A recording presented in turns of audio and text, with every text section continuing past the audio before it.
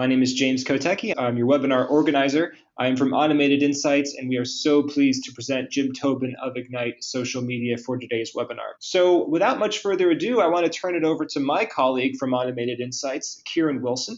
Kieran is the digital marketing manager here at Automated Insights, where we turn data into narrative. Specifically, we have a product called Wordsmith for Marketing, which turns Google Analytics data into narrative reports for marketing agencies. Kieran is one of the leads on that, and I want to turn it over to her, and she's going to be interviewing Jim today. So Kieran, take it away. Thanks a lot, James, for that great introduction. I want to thank Jim Tobin for being here. Jim is my former boss and colleague and good friend and social media expert, so there is no better person, in my opinion at least, to talk to us today about digital marketing in a post-Facebook world. Jim literally wrote the book on social media marketing. You actually wrote 2 books, and a lot's changed since the book came out. Your last book, Earn It, Don't Buy It, about a year ago, so that's kind of what we're going to dive into today. The major lesson is don't write a book about social media. It's just a flawed tactic right off the bat. Unfortunately, it's kind of outdated as soon as it's published. Absolutely. But that's why we're here today, to kind of talk about how things have changed and what marketers and platforms can do about it, at least suggestions from us, whatever that's worth.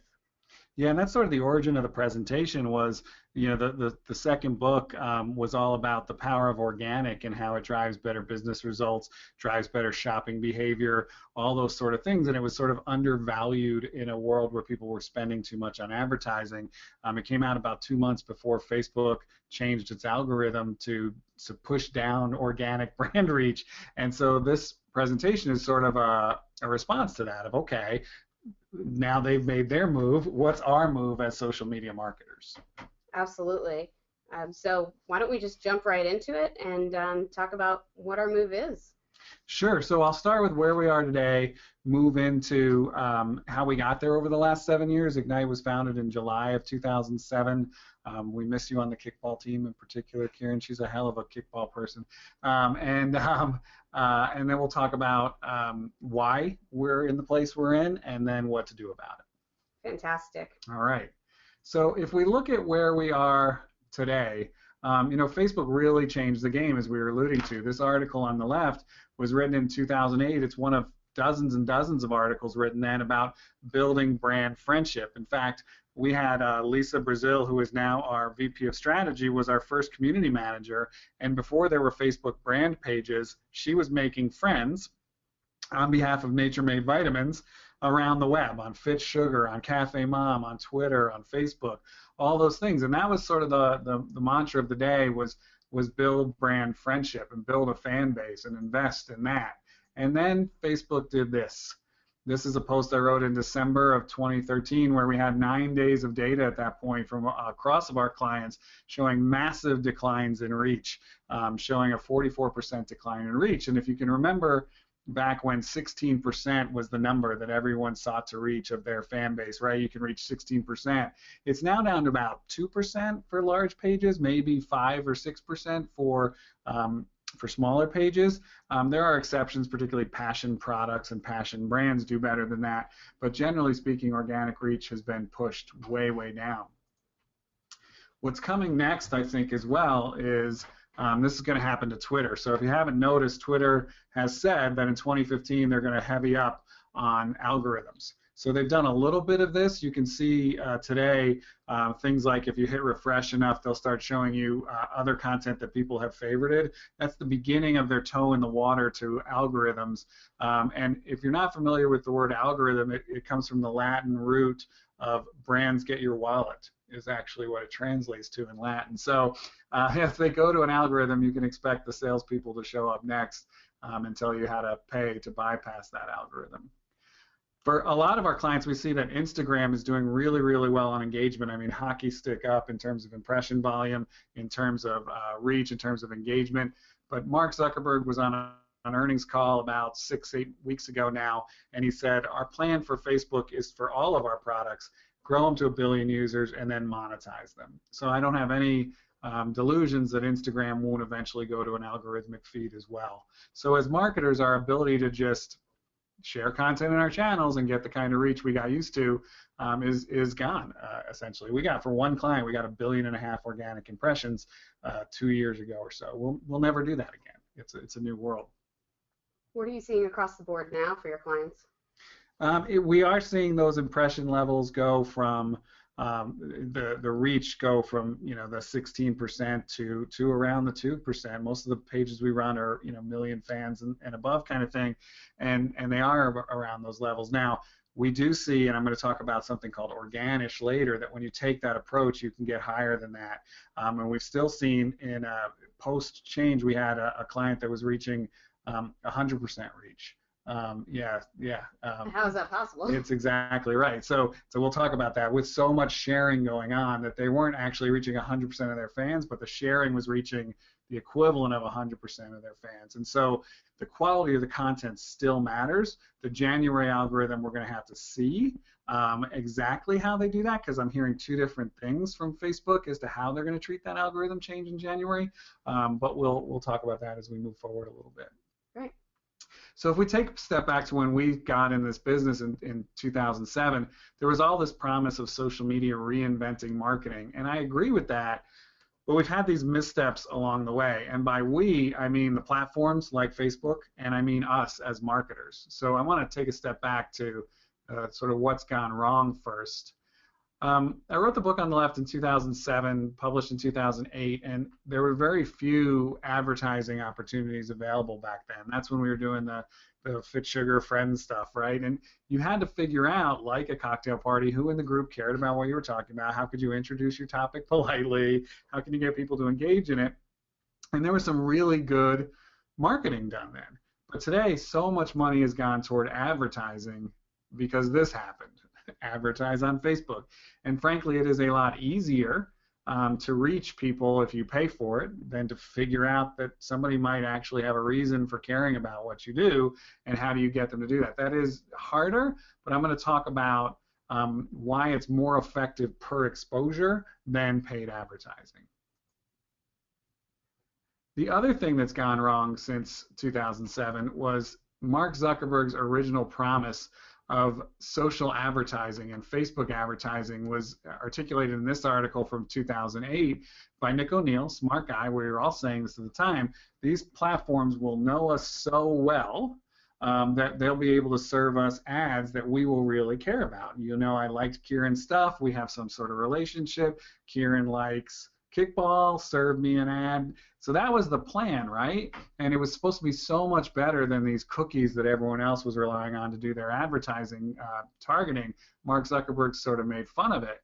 And then quietly, April 2013, they introduced retargeting, a then 5-year-old technology been used on countless websites for years as the way to retarget now on Facebook. That was their big innovation. So in those 5 years, they walked away from this great promise of social advertising. It was a massive shift that didn't really get all that much attention.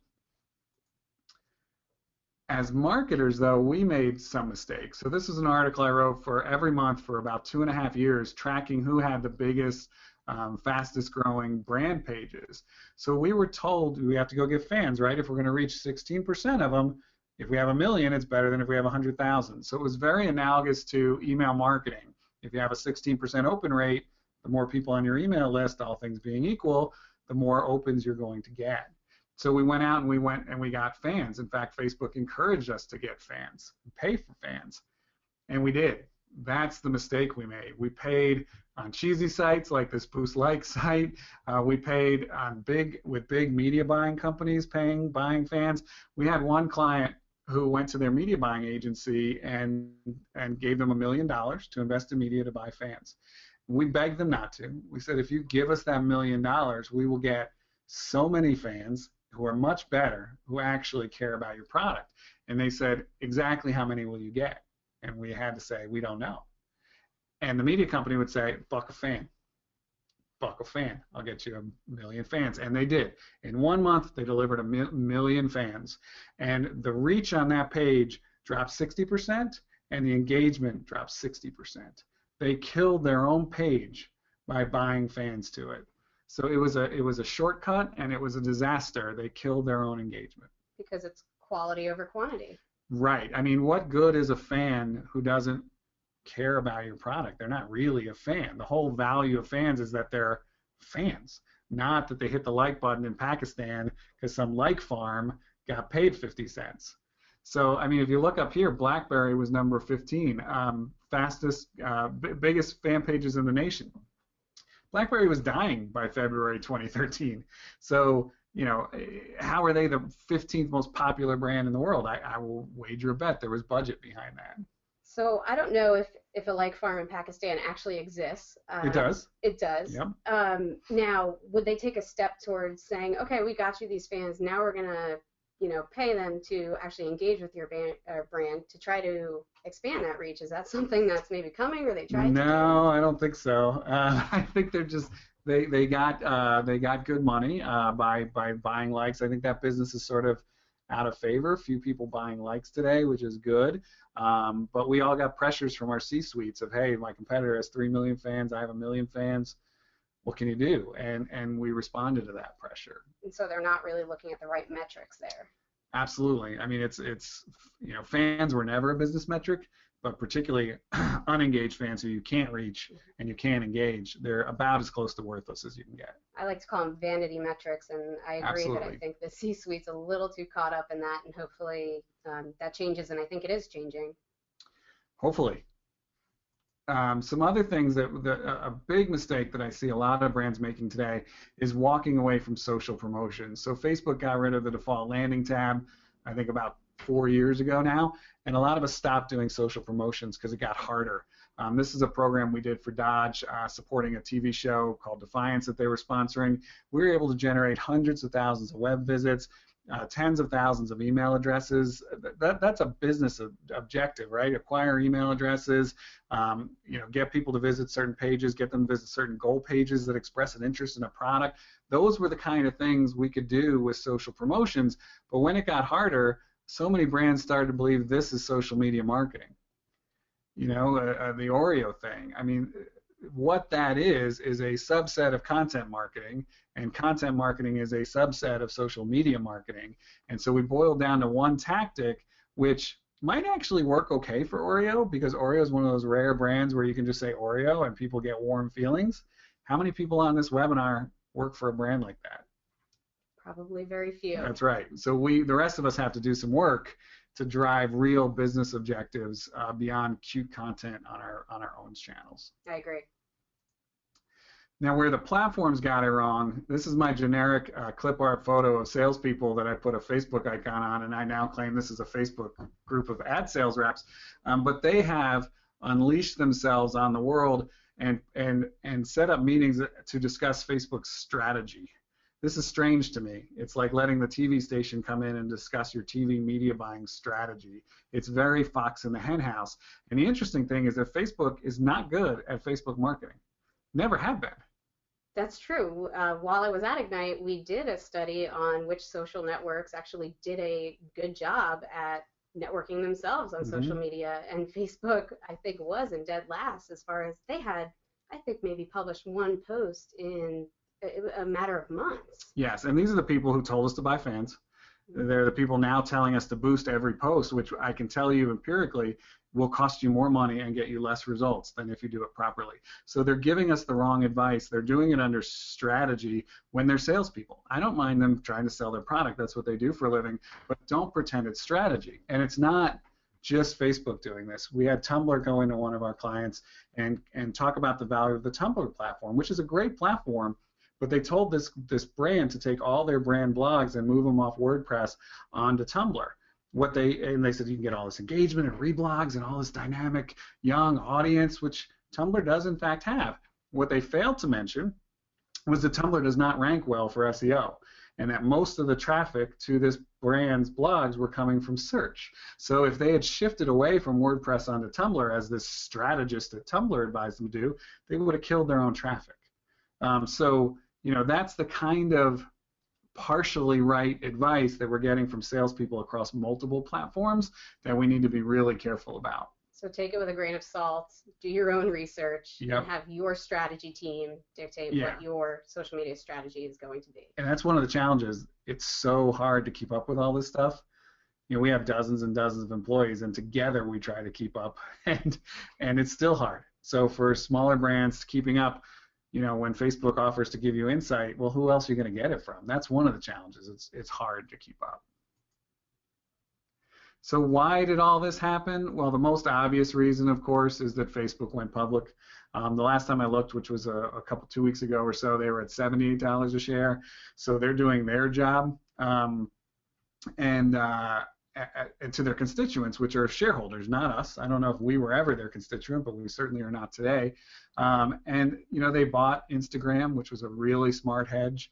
They bought WhatsApp. They paid $20 billion for that. I don't know yet if that was a smart hedge. I don't, you know, I'm not a stock analyst, but they're doing what they need to do as a business, and that's fine. But it does change the game for us. And it makes it scarier for social media marketers because we see what Facebook did to Yes. how we're able to market on Facebook, and we know that it's coming Yes. with Instagram. Yes, absolutely. And the other thing that was the reason this happened is it turned out to be hard. So Mark Zuckerberg learned Mandarin in his spare time. He's a smart guy, right? This is, if you remember this is the EdgeRank algorithm that Facebook used to use. They've killed EdgeRank to determine whether you saw a piece of content or I saw a piece of content. It was based on affinity, recency, and edge weight. What kind of content do you like to look at? Well, what they were trying to do was take those likes and map the world. So what was my like of a movie 4 years ago relevant to my propensity to buy diapers today? It's impossible to do that. I don't see a connection at all. Well, and their argument was we'll have hundreds of data points and we can put all that together, but my like of that movie may have been ironic. Your like may be deeply passionate 2 years ago, but you can't even remember the movie anymore, and somebody else is a cult classic, watch it on TMC every time it comes on. You can't tell that from the data points they were getting. So while Netflix was just trying to map what movies you might like and had to pay $1 million bounty to improve that algorithm just 10%, Facebook was trying to write an algorithm to map our lives and to be able to predict for advertisers what that meant. That just makes me uncomfortable, I'll be honest. Well, they don't do it anymore, so instead they'll make you uncomfortable with Atlas, which is an ad retargeting platform they bought. It initially retargeted based on cookies. They just re-released it based on retargeting based on your profile. So now based on your unique identifier, Kieran, they can follow you around the web. Brilliant idea if you're a stockholder for Facebook, but dramatically different from this EdgeRank thing because it was just too hard to do for an advertiser standpoint. It seems like it would also be hard because people are so concerned with privacy nowadays that I'm just, I'm curious to see how Atlas plays out. Potentially, we talk about privacy, we don't do anything about privacy.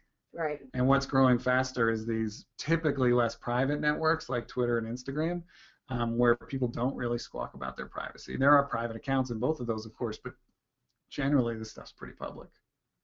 So it's interesting there. But what also turned out to be hard is developing brand relevant content day after day for Facebook, for Twitter, for Instagram, for Google+, for Pinterest. Turned out to be really, really hard.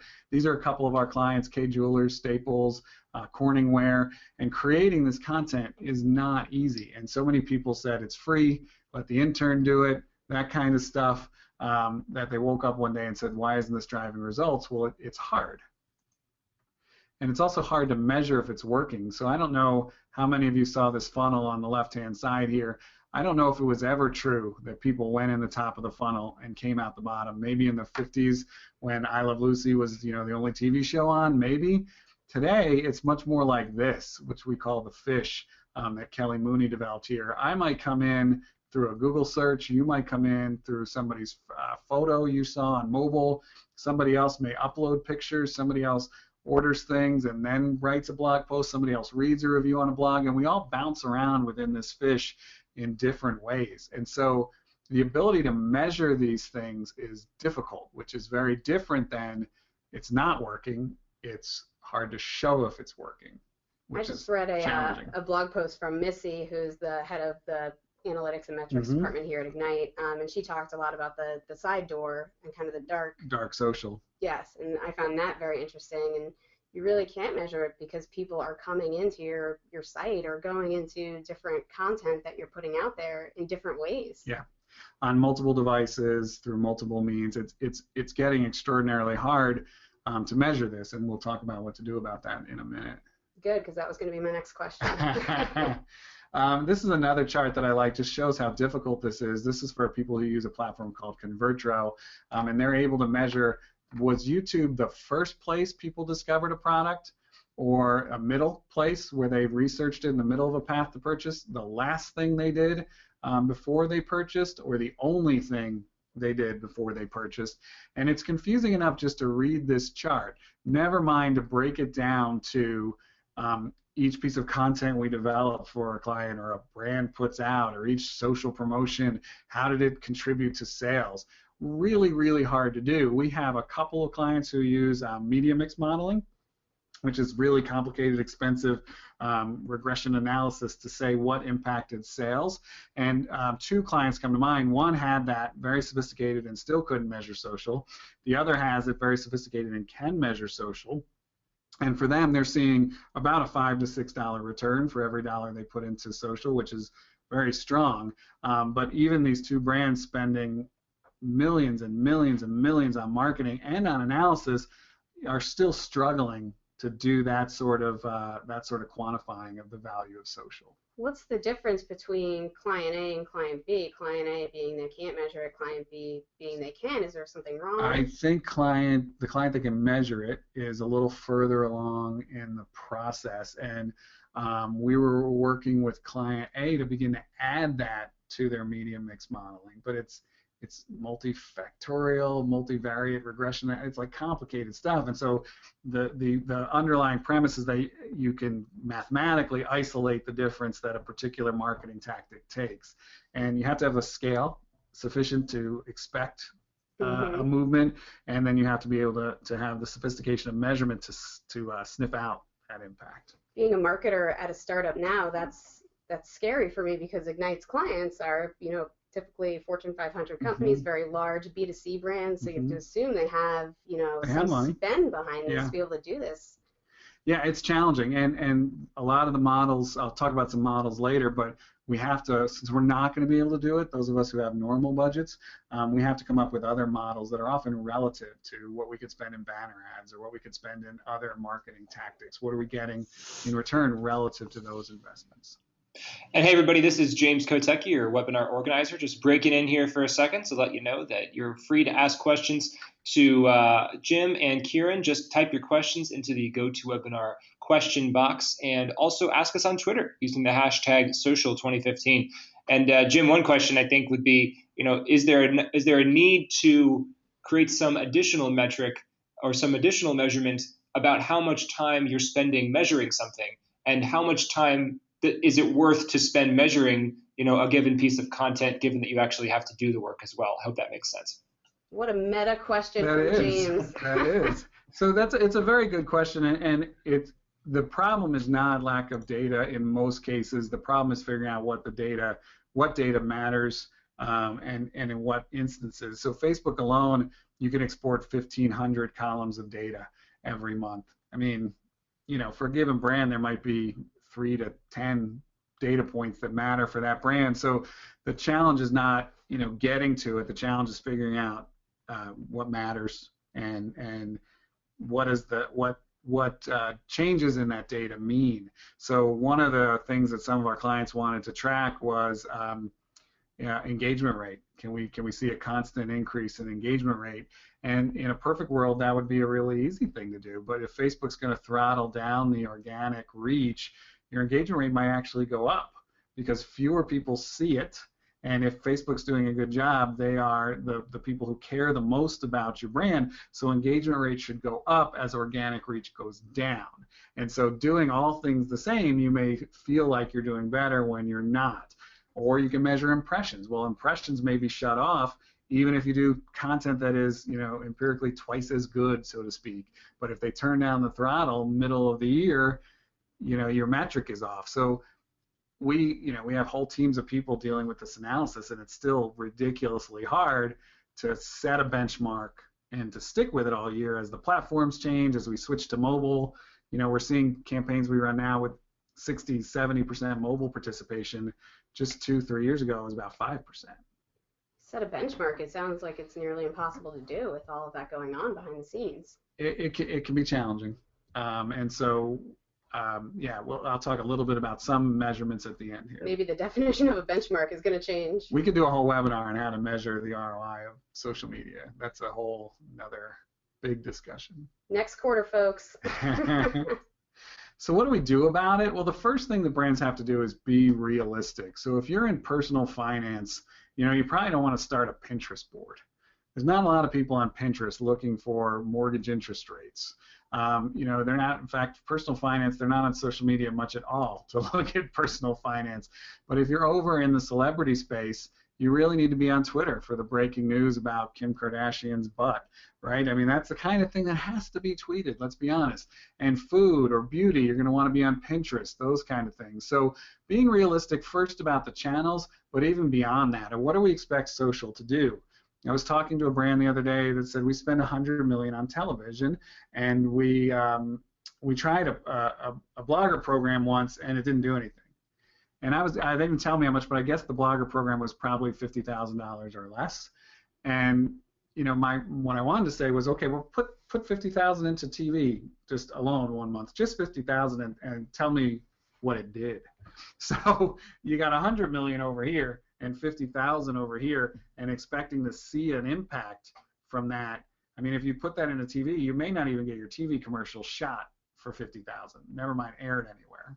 Right. And what are these, Jim? What are these percentages on the side? Is that a percent of budget you should be putting into it? No, I think that's the percentage of brands in the category who are using those, I believe. This came from 140 Proof. Where is that? Down here.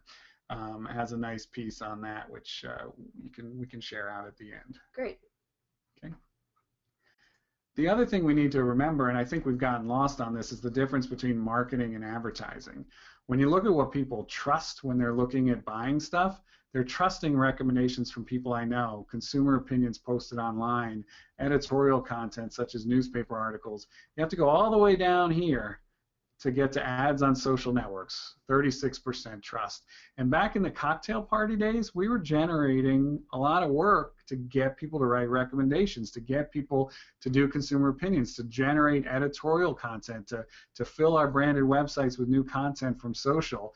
That is what people trust, but we spent $6 billion on Facebook advertising to have a 36% trust rate.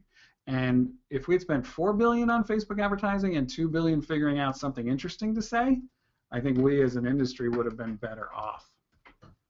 We also know from our work with clients that this organic exposure does better. So this is a study we did with ComScore and our Chrysler Group clients, so Chrysler, Jeep, Dodge, Ram, and Fiat. And you can see the orange is the control group who did not see the content. The blue are people who saw our content on Facebook. So on the left, they saw it organically, and on the right, they saw it through a paid boost. So the people who saw this organically had a 76% increase in likelihood to visit one of the Chrysler Group websites in the 4 weeks after exposure.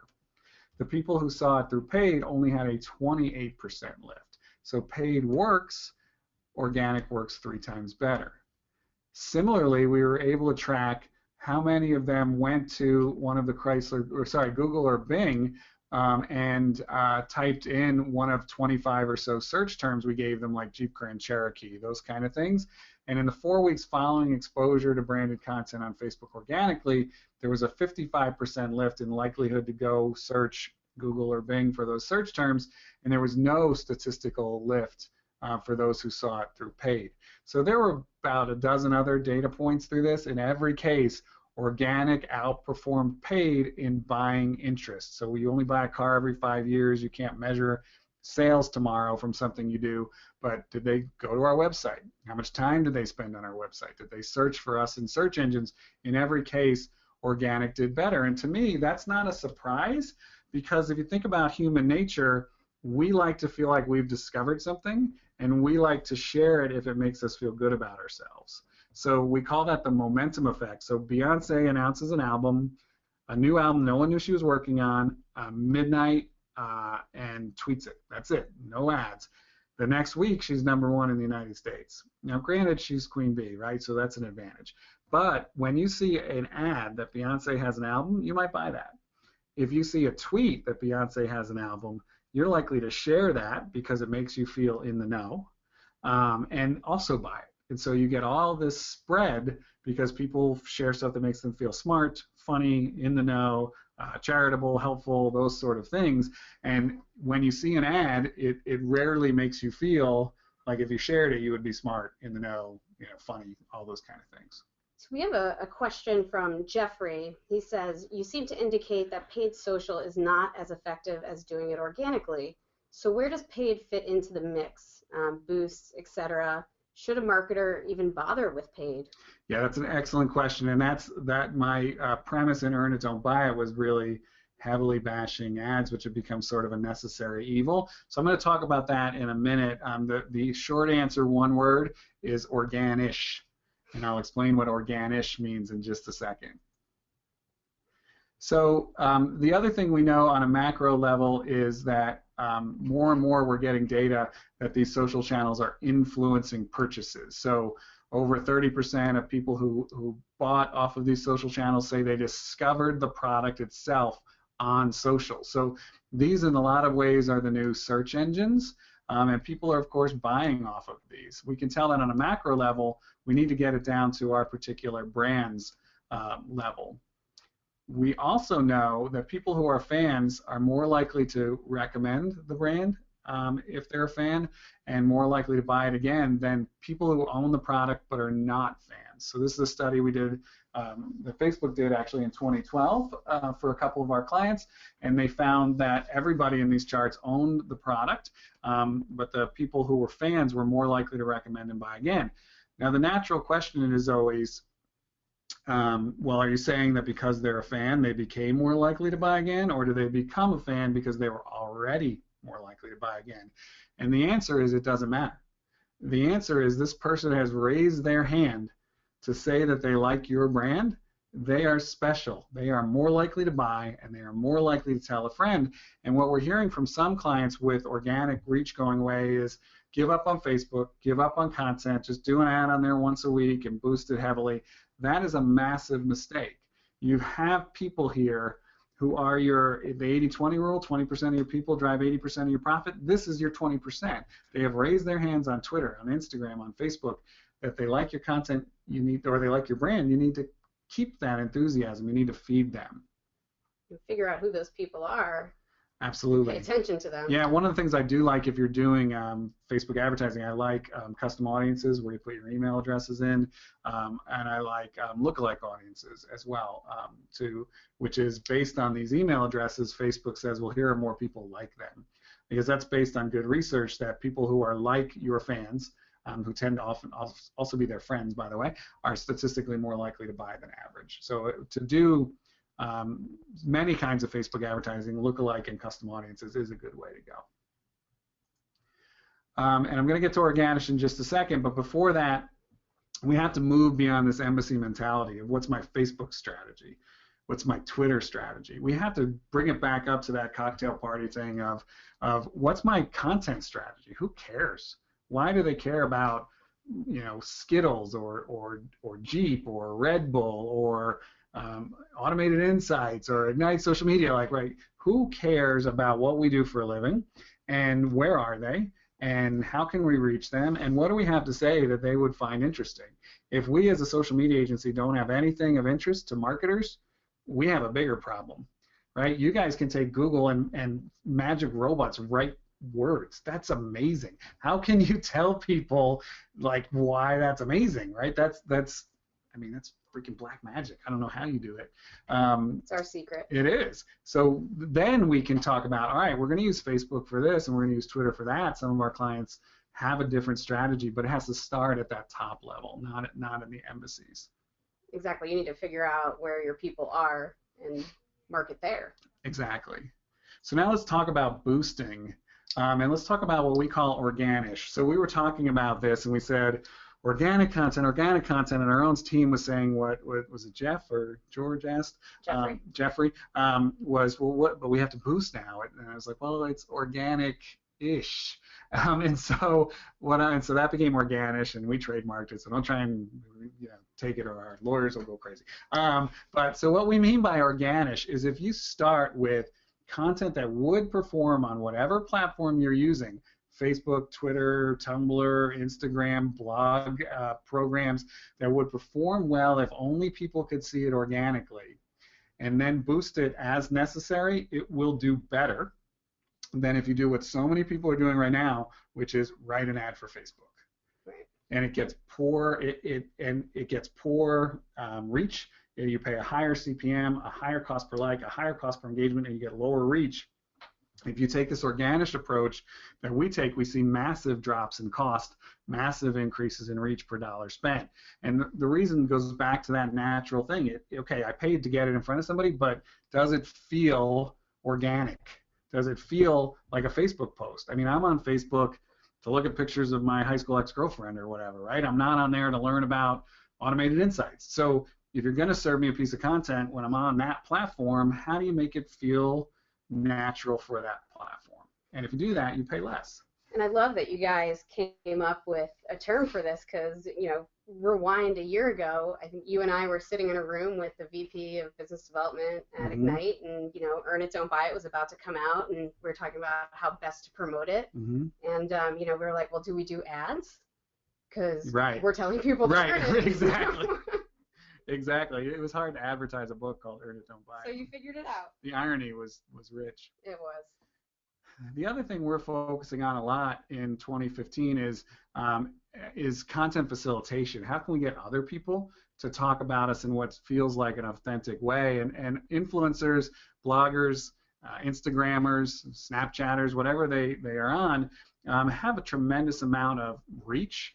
So as we struggle to get reach on our owned channels, can we use the reach from influencer channels? They're trusted, they're credible, people engage with them very, very well. And so how do you use that in an interesting way? And I'll give you an example of that here. This is a program that we did for Apothic, which is a wine brand from Ernest and Julio Gallo, and they were reintroducing their white wine, and the marketing message was a white with dark intentions. And so we got influencers like Party Blueprints and Celebrations at Home did these sort of black and white dinner parties. And Kitchen Living with Corianne wrote about recipes, peach sangria that was made with Apothic white and figs wrapped in bacon and all this kind of stuff. And so it's almost like a product placement. You've got great content placed in a place where somebody who likes to cook, it's very natural for them to see a wine in there. People who like to have parties, very natural to have a wine placed in there. So this is Organish too, right? Even if we pay the influencers, have a contract to include our brands, it feels, the art to it is making it feel natural to what they already write about. That's the creative hook. And then better than just a product placement, you're actually making it an informative piece of content. Exactly, and this is not what so many PR firms do so badly, which is, here's a story idea, want to write about it on a blog? You want to interview with our CEO? No, I don't. Stop writing me. And that is what all PR people sound like. They do. I used to be one, and my voice was exactly like that. So, you get really good content, but we're looking to move beyond that. How do we syndicate that content? How do we aggregate that content? How do we repurpose that content? I mean, this recipe with the peach sangria and the figs wrapped in bacon is fantastic. That should be on Apothic White's Facebook page and Twitter account and Pinterest board and all those other places. How do you liberate that content out of the influencers and get it exposed everywhere? And the reason we want it to be everywhere is what we call content everywhere. So our big thing for 2014 is apparently trademarking everything. So we've trademarked content everywhere, which is the result of these sort of programs. So not just in our own channels, but everywhere. And the reason that's important is this chart on the left shows Google desktop searches have leveled off dramatically since 2011 after a meteoric rise. Now there's two reasons for that. One is, of course, the rise of mobile. And so I wouldn't, I'm not worried about Google as a business. I think they're okay. But the other is how we find out about content. So if Robin Williams had passed away in 2010, you would have probably heard it and then Googled it. In 2014, every tweet, every Facebook update is about Robin Williams. And this chart on the right is leaked from the New York Times, an internal report that showed in 2011 they had 160 million homepage visitors, and by 2013 that was down to 80 million, even when their total site traffic was flat. So we still go read the New York Times, but we read those articles that people on social tell us are interesting, not the homepage. People are now waiting for the information to come to them as opposed to seeking it out. Yep, the best content bubbles up on social. Well, if the algorithm says so. Well, the Google search doesn't officially weight shares, but it correlates extremely strongly with whether content was liked or shared or not. So in search, you do better if you have good social content, and the algorithms may punish the brands heavily because they want money, but interesting content does spread pretty well. I mean, BuzzFeed's making a living off of the fact that their content spreads. Well, even if it shouldn't. That's another discussion. So when we end up with content everywhere, this is a program we did for the U.S. Cranberry Association with lots and lots of cranberry recipes for summer eating. This is a program we did for ReadyWhip. And you can see here we've got Instagram content, Facebook content, Twitter content. It's aggregated. And so if people are, in fact, discovering content on social and good content is bubbling up and we're less reliant on Google than we've been in the past, how do we get content in these channels for people to discover it? That's what we're trying to do in 2015 with these content everywhere programs. I can't find my mouse. There it is. So the bottom line in all this is it's up to us as marketers what we want to do. Do we want to be cocktail party-ish, or do we want to write ads like this on Facebook? I mean, these are the actual ads that were on my Facebook channel when I made this this PowerPoint. So I don't own a cat, and I do have a home phone because, leave me alone, I have a home phone. But I'd already switched to Uma, and so I couldn't buy Uma again, so this was a waste. I have dogs, and I already go to Banfield, and they get my money every month, so that was kind of a waste. So, and who wants to write ads like this for a living? I mean, that's no fun. Not me. I'd rather do something interesting for a living. So I want to work on reinvigorating marketing. And we know that banner blindness is a thing. Like, who looks at banner ad real estate anymore? We don't even physically see it anymore. We also know that people absorb native ads more than they do display ads. And what we're talking about here, an organic Facebook post that feels like it belongs in the news feed, a product placement kind of thing on an influencer channel. All those things are native ads. I mean, they generally feel native to the platform if they're done well, and people reward that and consume them well. And we know on these charts on the right that people trust, 35% of people trust editorial from like newspapers and magazines, 33% trust content, advertorial content from brands. So people are willing to believe us, and in fact, distrust is higher for publications than it is for editorial content, which just shows people are nuts, I think. So if we're going to do this, we need new measurement models as well. This is a model we did for one of our clients, actually a couple of our clients now. It's the McKinsey feedback loop, is I believe what they call it, where somebody goes from consideration into information gathering, they buy something, and then they have a post-purchase experience, and then hopefully loyalty. And in the initial consideration set, we can generate impressions, and we can generate social actions, and we can value those, right? We have a whole earned media equivalency calculator on our website. We pay for impressions all the time as marketers, so we can quantify our organic impressions. We pay for clicks. We pay pay-per-click on Google and lots of other platforms, so we can quantify the value of the clicks we generate in terms of an awareness or consideration thing. Many sites can quantify the value of a visit. How many visits does it take to sell what we sell? Well, then you can get a dollars and cents measurement of a visit, and you can say how many came from social, and how do we get that social number up, and you can quantify that. Google Analytics and other platforms now let you attribute multi-touch attribution, so how many sales came directly from social and how many did social assist with. So it's sales, we can put a dollar value on what we're helping with sales. And finally, post-purchase and loyalty, one way to measure that is email opt-ins. If I do a lot of email marketing, particularly if I'm e-commerce, I can take the amount of money generated from e-commerce, divide it by the number of emails in my system, and get a value per email address. And if social adds 10,000 emails through a promotion, as long as those emails perform equally well as other emails in my system, then I can put a dollar value on acquiring those email addresses. So that's the kind of stuff we need to begin to look at. It's such a simple formula, and I think probably a lot of people that are on the webinar, a light bulb just went off in their head. Oh, we can do this. I hope so. If I can interrupt, I want to throw it over to James, who has a question from somebody in the audience. James? Hey, Jim.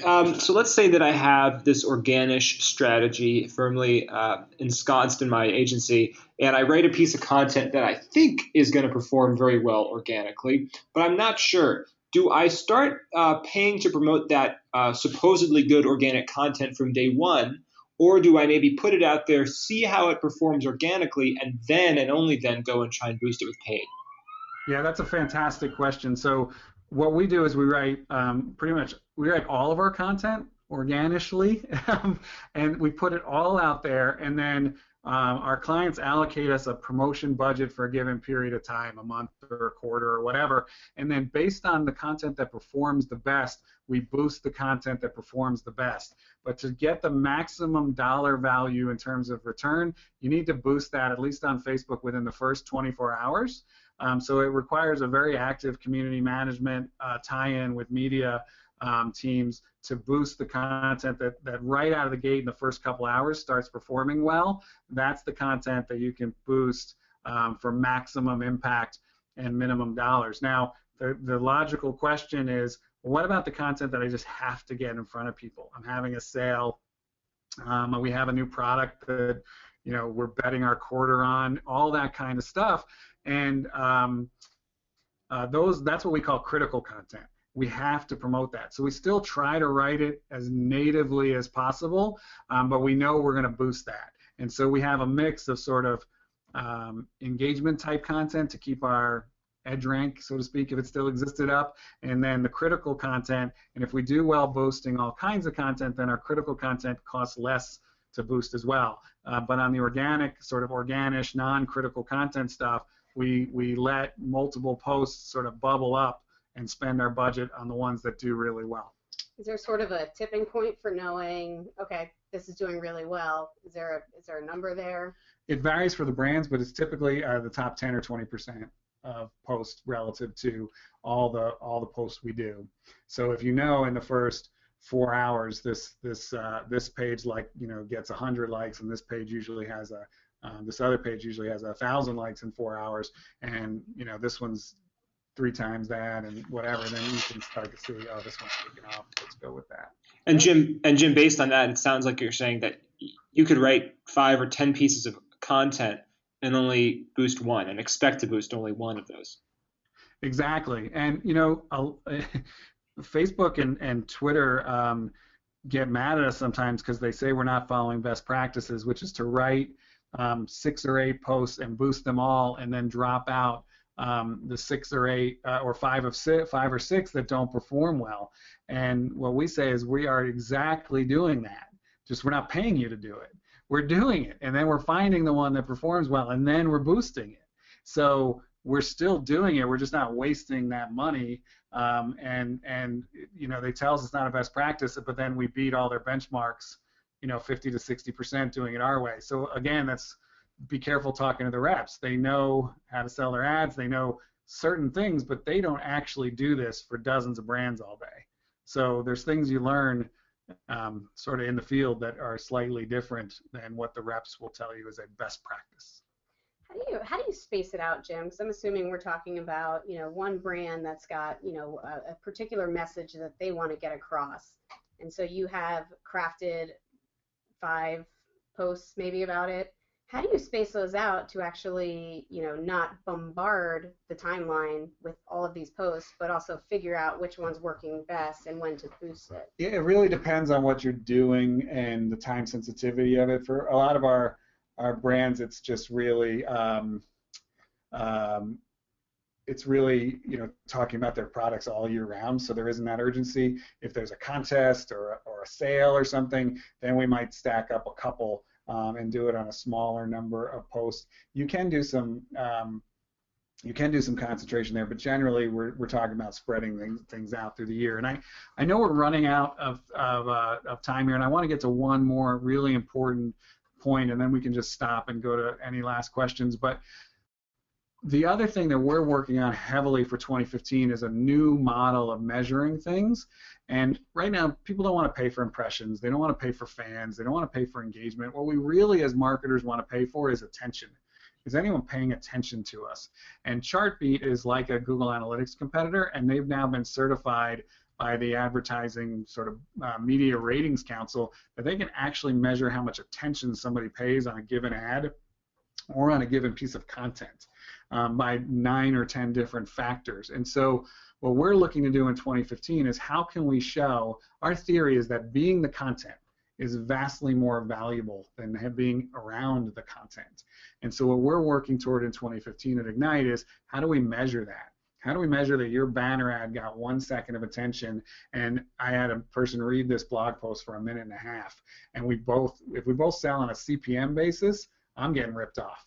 But if I can say for $50,000, your banner ads get you 8 minutes of attention, or with me, I'd get you 42 minutes of attention, where are you going to put your $50,000? So that's something we're working to develop in 2015. I think a lot of people would love to get 42 minutes of attention.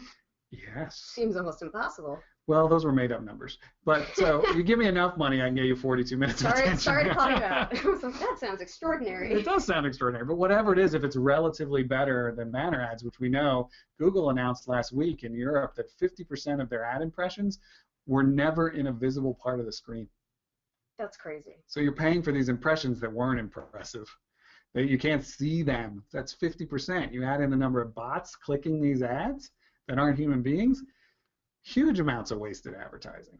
So there's a big opportunity here.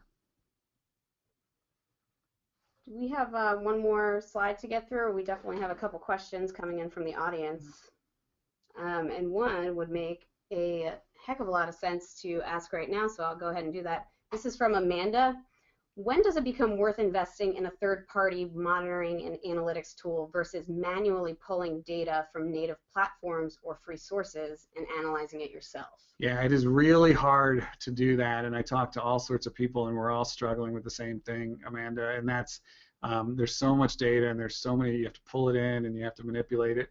I think the key to investing is figuring out, without opening up Facebook Insights or any other data source, what do we care about, and then figuring out, is there a way to measure it, and is it in Google Analytics or Facebook Insights, or do we have to get either a tool, like there's a tool called Quintly, Quintly, that just pulls in all this stuff into some one native place. It's not very expensive, and you can do some manipulation in there. Do we go for a lower price thing like that, or do we need to go into some really expensive things? I think if you start with what do we really need to know and why, that'll guide your investments most wisely. And I can't pass up the opportunity for a shameless plug for Automated Insights product, Wordsmith for Marketing, which actually connects directly into Google Analytics and generates reports for you, written reports full of insights. So that's definitely a tool I think worth looking at, and that opinion is definitely biased. That was a shameless plug, but doesn't mean it's wrong. I've got no shame. The last question that we have is from Jennifer, and she asks, because the landscape and the rules change so frequently for social media or social media marketing, and the time and the resources are limited, do you have any tips for keeping up with the trends, rules, and best ways to engage with your users? Yeah, so one little plug for us is our blog, ignitesocialmedia.com/blog. We spend a ton of time writing that stuff and sharing it. But my favorite tool is something called Nuzzle, N-U-Z-Z-E-L, and it emails me every day. And I hate email, but I like my Nuzzle emails. It shares with me the content shared by my network the most, and it emails it to me. And since most of my network, particularly on Twitter, is social media marketers, the biggest breakthroughs tend to come through Nuzzle very, very nicely. I'm also a big fan of Marketing Land, search engine marketing. I think SEO is a big component of what we do, and Danny Sullivan and his folks are really good at breaking that down into English. And certain articles on Mashable, although they've gone a little mainstream these days. Certain articles. Certain articles. So we've talked about what social media marketing is going to look like in 2015. Let's get a little futuristic. Let's look at 2020. What do you think is going to happen with the industry then? Well, right now is such a fantastic time because brands are becoming publishers. Publishers are becoming brands. When IPG bought Sapient for $3-4 billion, whatever it was, what was interesting was they said they bought Sapient to compete with Google and Facebook, not to compete with other agencies. So Google and Facebook, through these reps, they're trying to disintermediate the brands, and we're trying to keep the relationship with our clients, and these tools and channels are trying to horn in on that. And publishers like Meredith Publishing are becoming these influencer networks. So everybody's getting in everybody else's business, and it's a big, beautiful marketing mess. And it's really disrupted right now. And some people are going to be hurt. They're going to be disintermediated or whatever is going to happen to them. And other people are going to see this opportunity and pivot 5 degrees to the side and do really, really well. So the way we think of ourselves as an agency is radically changed in the last 12 months. And if you don't keep that sort of mindset of, if you decide I am this kind of company and I will only be that kind of company, you may get stuck. We're still social media at our core, and that's what we're good at, and that's what we like doing. That's not changing. How we sell, what we sell, how we do the things we do, how we get the results. If we were still selling the programs we did successfully 2 years ago, we'd be dead because it was a desktop world, and now it's a mobile world. So I don't know what it's going to be, but it will be different. And those who keep learning and keep deciding, keep open to new opportunities of selling whatever they sell, there's money to be made. There's going to be some turbulence in the marketing world, and there's going to be winners and losers. And the ones who keep up, I think, have the best chance of being the winners. That's a great answer, and I'm very interested myself just to see how that plays out. We are almost out of time. I just want to thank you so much for presenting and for joining us, and for helping to educate the marketing community as you do so well. And yeah, that's if you want to go through the last slide. No, the last slide just sums it up. It says, listen, I see articles like this one in the Wall Street Journal, social media fails to live up to the early marketing hype. I just don't buy it. Everything we've been doing for years has been driving, not everything, we've had, it's social, you can't guarantee it, right? But over and over again, we've proved that we've delivered more than you would have gotten through advertising. And the fact that we wouldn't do the same program that we did for Ram trucks 2 years ago with a photo hunt that was on desktop, it was successful, and we would never do it again. So the path is winding, but social media marketing still has a tremendous opportunity to help reinvent marketing and to drive real business results. Stay agile, don't stay static in a dynamic industry. That is certainly one way to ensure that you will not be in the game in 2015 or 2020. Again, thank you to the audience. We're out of time. If anybody has any other questions, feel free to ask them on Twitter. Use that hashtag social2015, and we will answer them. And of course, follow Jim Tobin on Twitter at jtobin for all of his social media expertise. You can also follow A Insights and Marketing Robot for all of our expertise as well. Thank you, everybody, for joining us. And Jim, again, thank you so much. My pleasure. It was fun.